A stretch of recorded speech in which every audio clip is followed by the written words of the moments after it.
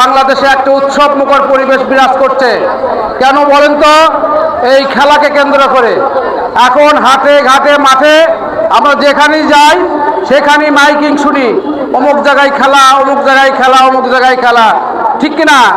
তা আজকেই তারই ধারাবাহিকতায় গোকুল তসলিমউদ্দিন উচ্চ বিদ্যালয়ে অনেক কয়েকটা খেলার পরে আজকে ফাইনাল খেলা আমরা উপভোগ করলাম। আসলে খেলাটা মানে আবহাওয়া ভালো থাকার কারণে আমরা খুব সুন্দরভাবে উপভোগ করলাম এবং দেখলাম এর মধ্যে অনেক অনেক উদীয়মান খেলোয়াড়বৃন্দ আমাদের আছে। আমি উক্ত প্রতিষ্ঠানকে বলবো এই খেলোয়াড়বৃন্দুর প্রতি আপনারা সচেষ্ট থাকবেন, তাদের উপর খেয়াল রাখবেন। আগামীতে যেন গোকুল এই তসলিমউদ্দিন উচ্চ বিদ্যালয় থেকে আমরা একটা সুন্দর টিম উপহার দিতে পারি।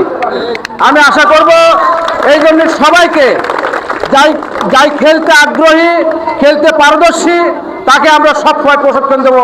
এবং আমি ডাবলু ভাইকে বলবো এই প্লেয়ারে করে খেলোয়াড় বিন্দু করে কোনো সমস্যা হলে স্কুল কর্তৃপক্ষ না হলে আমরা ইউনিয়ন বিএনপি আছি, ইনশাল্লাহ আমরা তাদেরকে খেলার বিষয়ে উৎসাহ উদ্দীপনা দিয়ে আমরা এই খেলাগুলোকে আরো মনোমুগ্ধকর পরিবেশে আমরা নিয়ে যেতে চাই।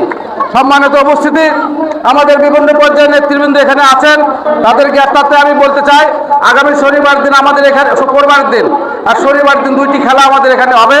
এই খেলায় সবাইকে আমি আমন্ত্রণ জানিয়ে এবং আগামী দিনে মানে যে সমস্ত খেলাগুলো হবে সেই খেলাগুলোই আমাদের যারা যুবক ভাইরা, যারা স্কুলের ছাত্র ভাইরা আছে তাদেরকে আমি অনুরোধ করব এই খেলায় তোমরা সবাই অংশগ্রহণ করবা নাকি?